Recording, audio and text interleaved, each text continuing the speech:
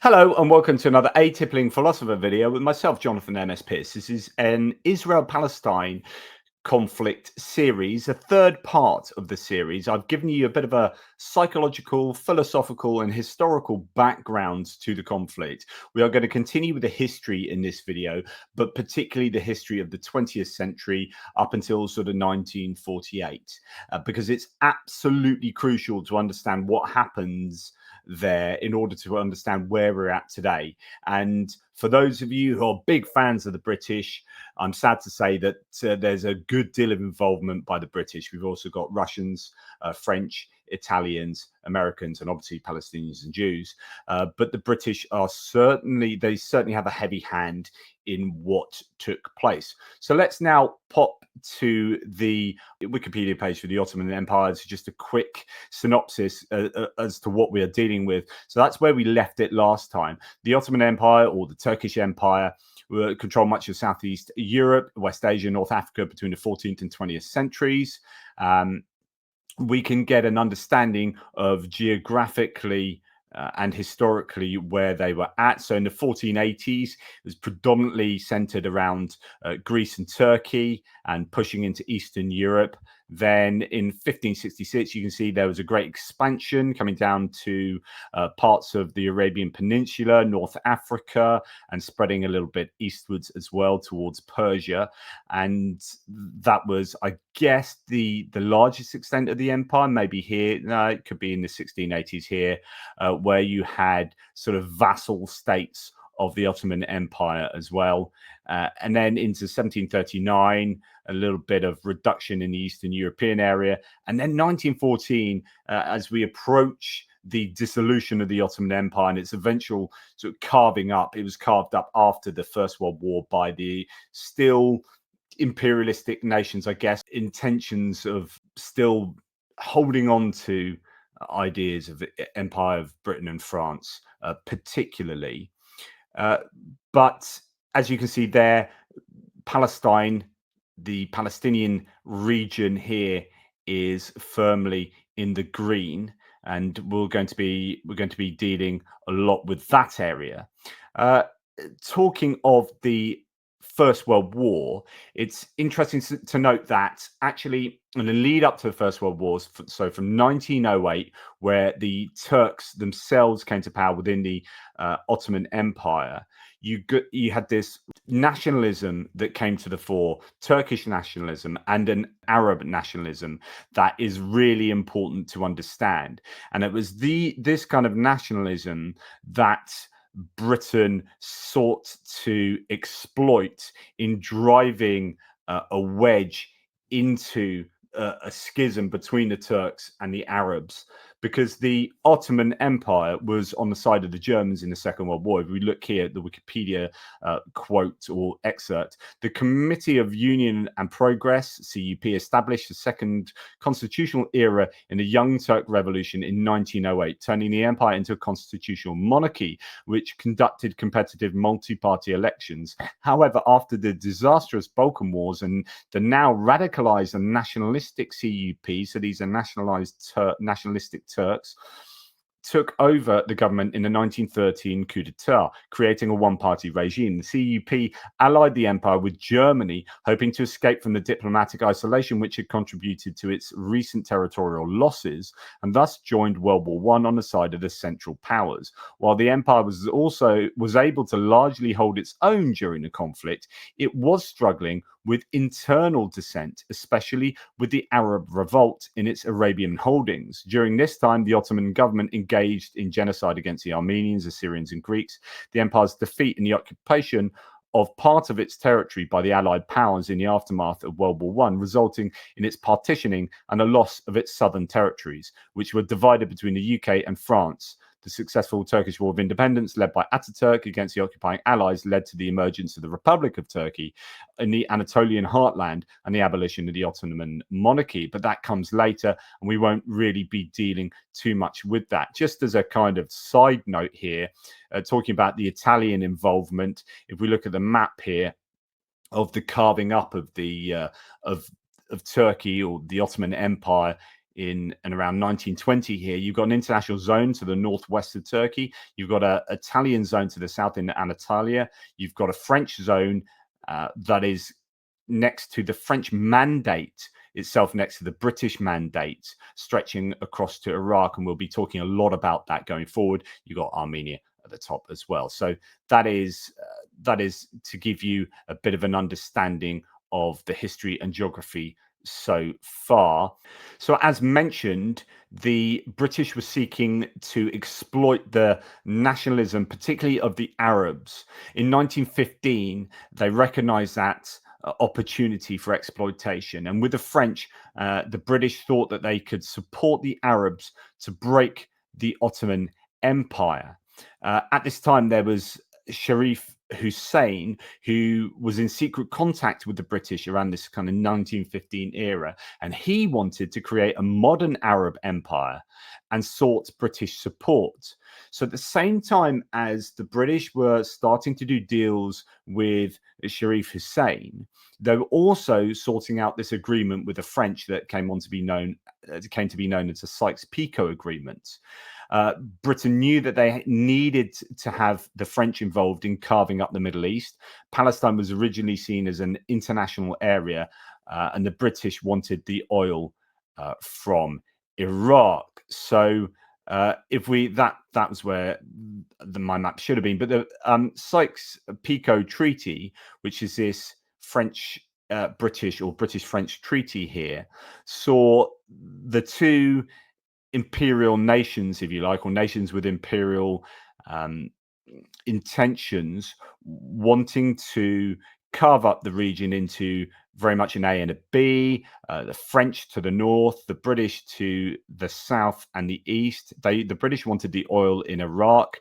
The French had an interest in Syria and to the north, with Palestine, that area in yellow, and Haifa, Palestine remaining an international zone there. But of course, that doesn't track particularly well with what the British had been saying to entities and movers in the area and in history. So just to let you know that Sharif Hussein was a Hashemite.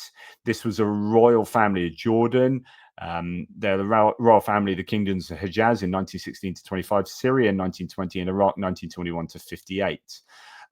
They are an important family, as we will see going forward. So remember this chap, Sharif Hussein, that is him there. He is a guy that we are going to be concentrating on quite a bit. So in about 1917, the Arabs did revolt against the Turks. And of course, that really did create this schism that the British could exploit in terms of what was going on in the war in Europe. The British moved across the Suez Canal to Palestine in the south. All the while things were not going too well in the war in Europe. The British thought that getting the US involved in the war could be done through appealing to the Jews. And this is the next important idea. So the Americans were in support of the war, but they didn't have troops on the ground. And the British thought that appealing to the Jews would have an effect. They had this idea that the Jews around the world were one monolithic entity, even though there are diaspora communities all over the shop and maybe having different experiences and different beliefs, political beliefs and whatnot. But the British were a bit more simplistic in their thinking at the time, wanted to appeal to Jews in America to get the Americans more on board. And at the same time, there was a growing Zionistic movement in Europe, particularly, and in Berlin. And this was as a result of a growing anti-Semitism throughout Europe, particularly in Eastern Europe.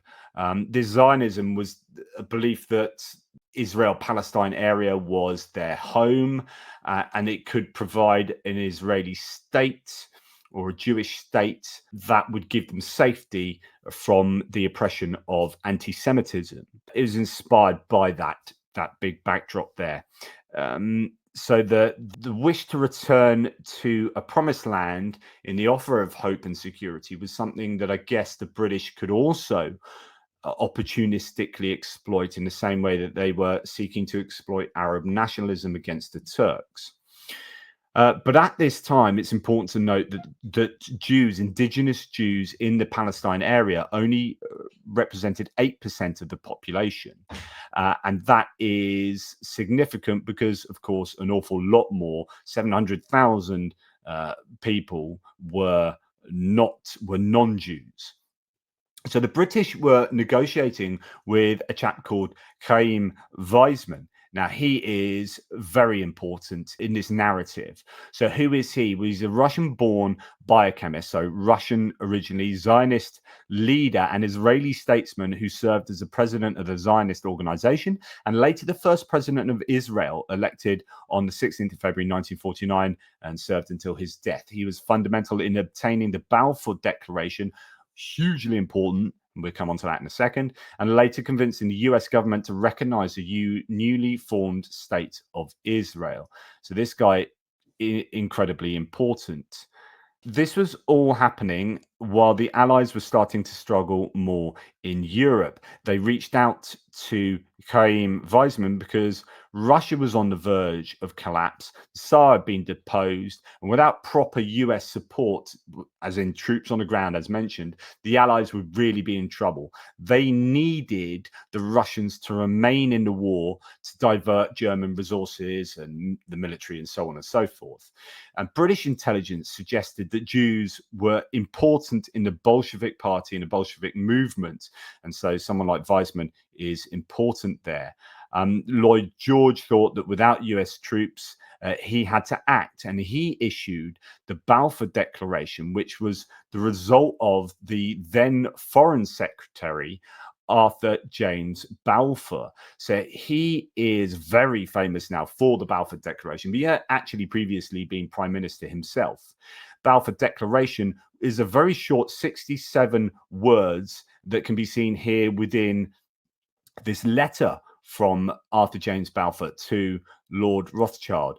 He says, "I've much pleasure in conveying to you on behalf of His Majesty's government the following declaration of sympathy with Jewish Zionist aspirations, which has been submitted to and approved by the cabinet." So first of all, this is a declaration that is primarily declaring sympathy for Zionism. So, quote, and this is the famous Balfour Declaration: "His Majesty's government view with favour the establishment in Palestine of a national home for the Jewish people, and will use their best endeavours to facilitate the achievement of this object." So I'm going to pause there. We have the British saying we are in favour of a national home for the Jews in Palestine. But of course, Palestine, there are only 8% of the population are Jewish. So in other words, we are going to somehow create a Jewish home geographically in a region which would, one assume, cause the displacement of people who are already living there. But it goes on to say, "It being clearly understood that nothing shall be done which may prejudice the civil and religious rights of existing non-Jewish communities in Palestine, or the rights and political status enjoyed by Jews in any other country."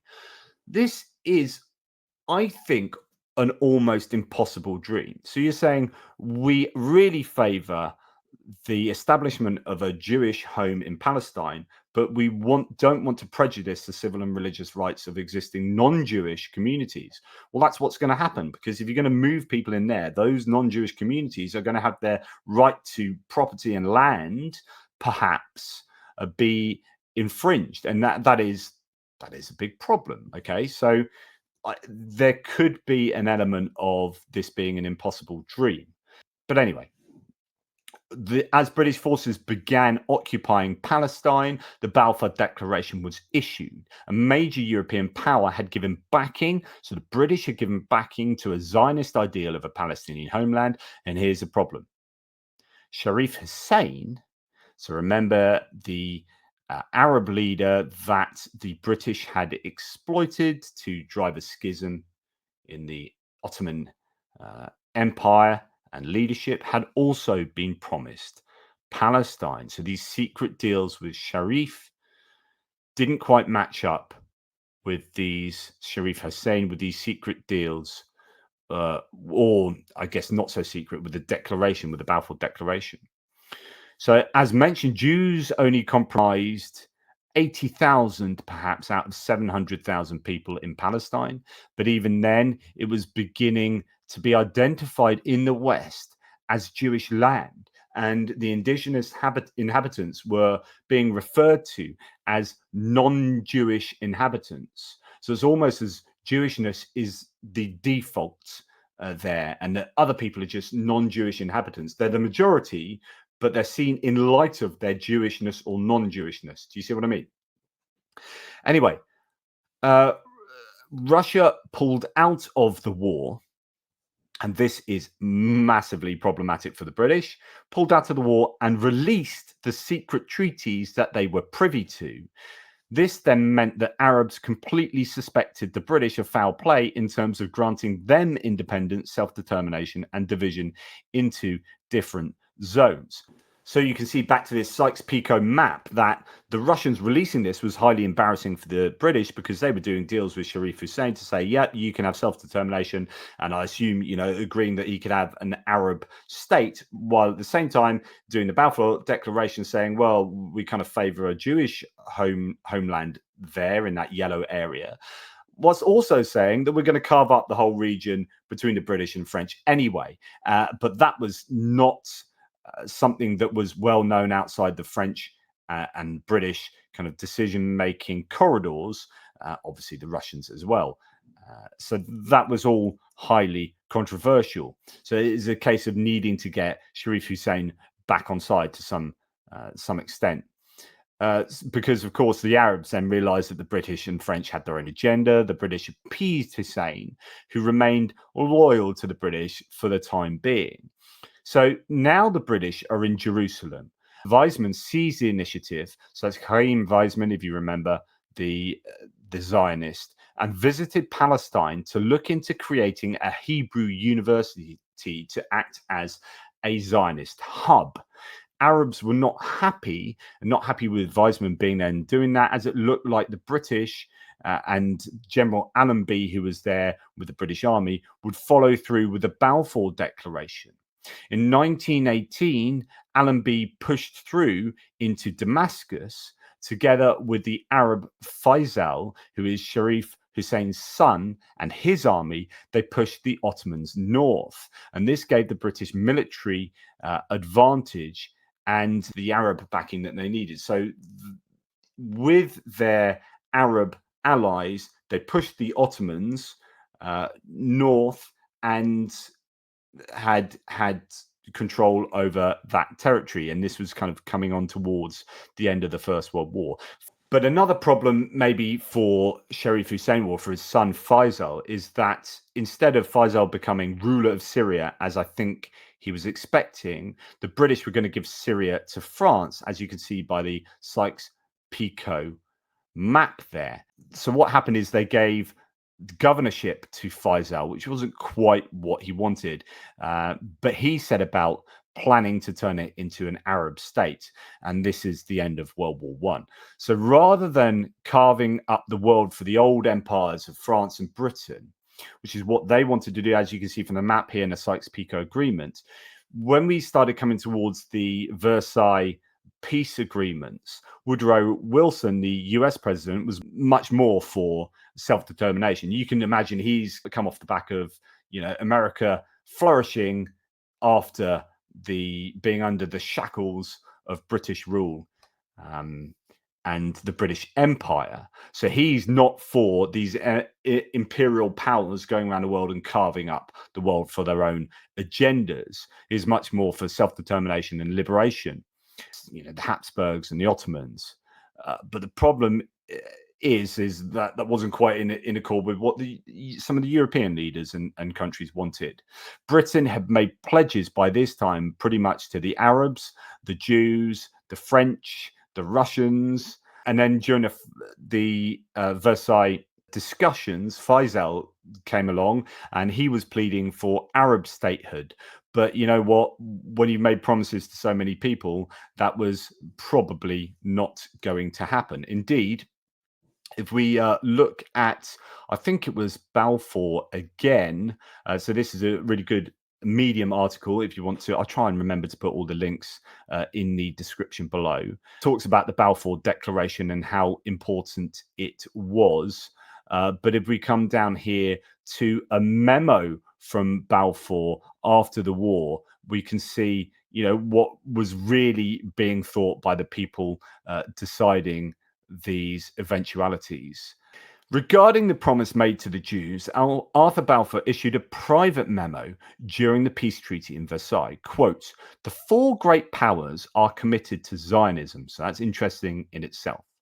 "And Zionism, be it right or wrong, good or bad, is rooted in age-long traditions, in present needs, in future hopes, of far profounder import than the desires and prejudices of the 700,000 Arabs who now inhabit the ancient land." Whoa, right, let's back up. This is a massive prejudice by Balfour towards Jews over Muslims and anyone else living in the area. So he's saying that it doesn't matter what you morally think about Zionism, it's traditional and much more important in the people's desires and prejudices than the Arabs. That seems pretty unjustified and quite problematic. In short, so far as Palestine is concerned, the powers have made no statement of fact which is not admittedly wrong, and no declaration of policy which, at least in a letter, they have not always intended to violate. Holy cow. In other words, we're basically going to violate, that's how I understand it, all these sort of declarations of policy. It's going to be this is inviting the whole situation to be a right hot mess. Goodness me. The Versailles Peace Conference ended in 1919, and it declared that such territories should be administered by mandates. In other words, Britain and France could rule the Arab territories. Britain handed over power to the French of Syria, but Faisal was proclaimed king by the Syrian National Congress, and he fled to Palestine. So that is an important development. Let's go and try and see this on a map. So we have Syria in this general area up here. He was governor of Syria, and then the Syrian National Congress made Faisal king, and the French didn't like that, and he fled. The whole region had been divided into two imperial mandates, and peoples there had not been allowed self-determination, which would have been the ideal of Woodrow Wilson, but also the ideal of the people there themselves. So this was, in effect, the manifestation of the Sykes-Picot Agreement. The Ottoman Greater Syria became the French mandate for Lebanon and Syria, and Transjordan and Palestine became the British mandate. There was also the oil-rich Iraq that was given to Britain in the east. This is essentially what it looked like. So you had the Independent Republic of Turkey, French mandate of Syria, British mandate of Mesopotamia, including Iraq, and then the British mandate of Palestine here, which included, obviously, the area that the Jews wanted to call their homeland or wanted to settle in if given the opportunity. The Iraqi people rejected British rule until Faisal was installed as king there in 1921. But his father, Sharif Hussein, expected more. He still felt he had been promised Arab independence by the British.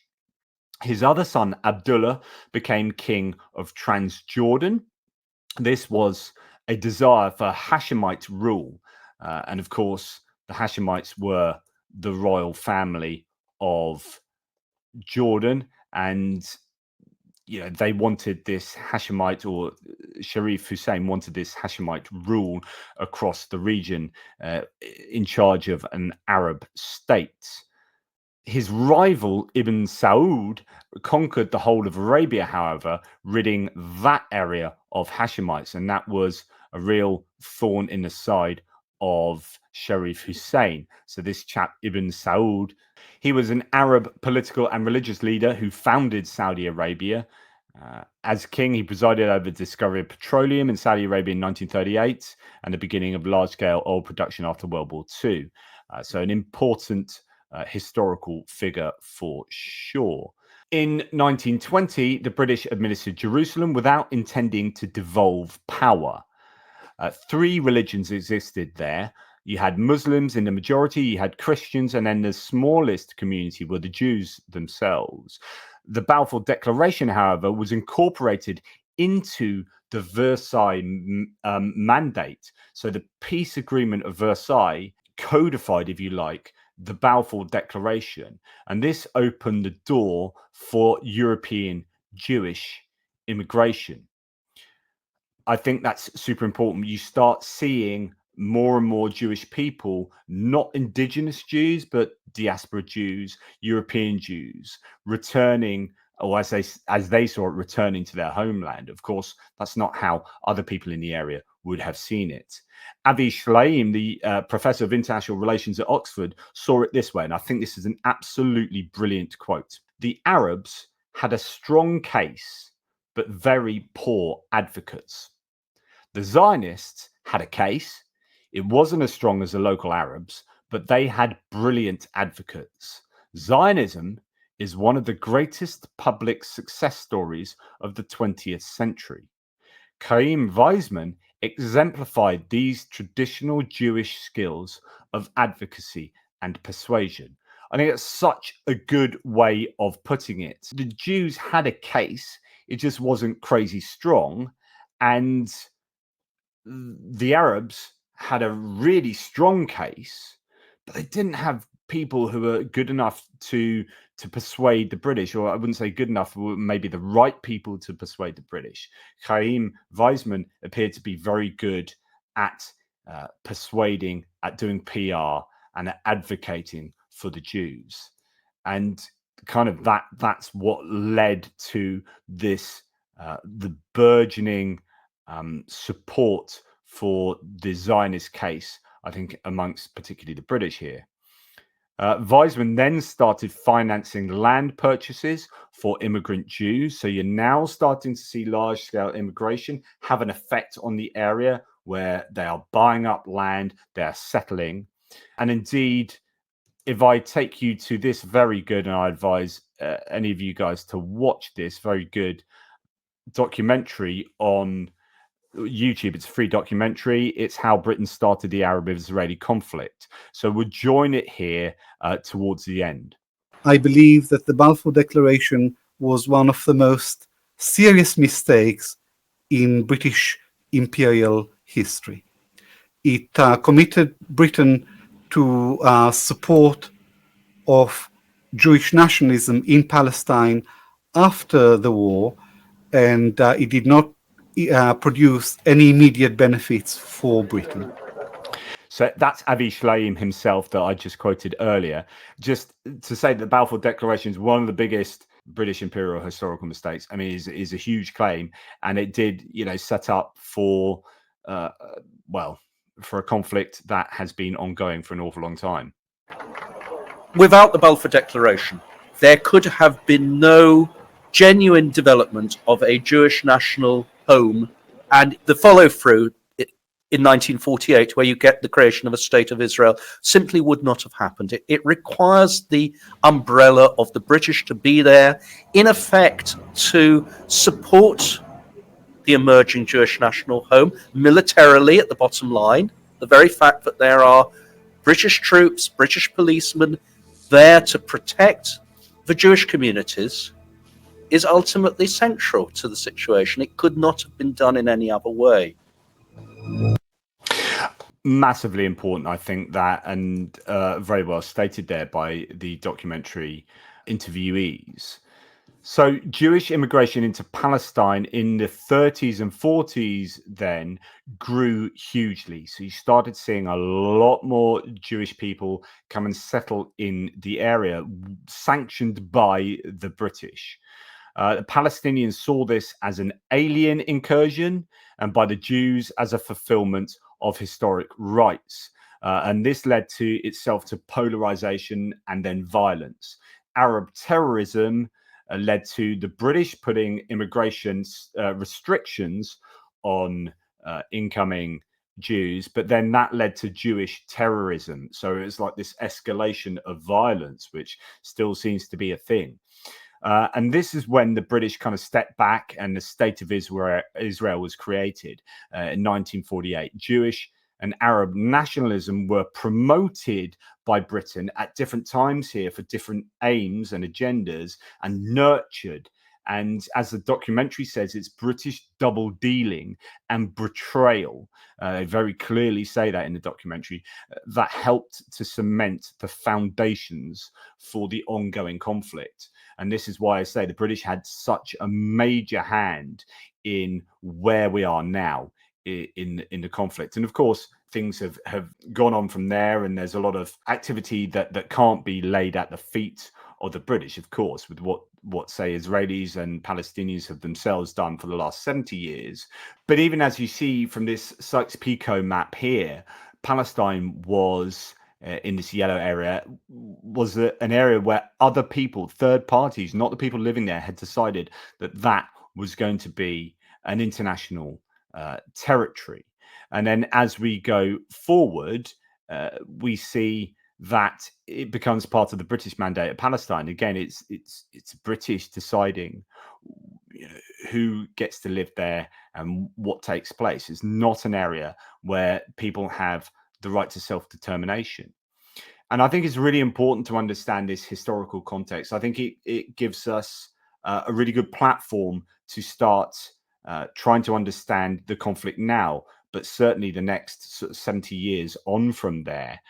It's really important to understand the place that this region has on the chessboard of kind of geopolitical imperial players at the time. It is a place that has been, and a time, I guess, that has been forged in the furnaces of British and French imperialism.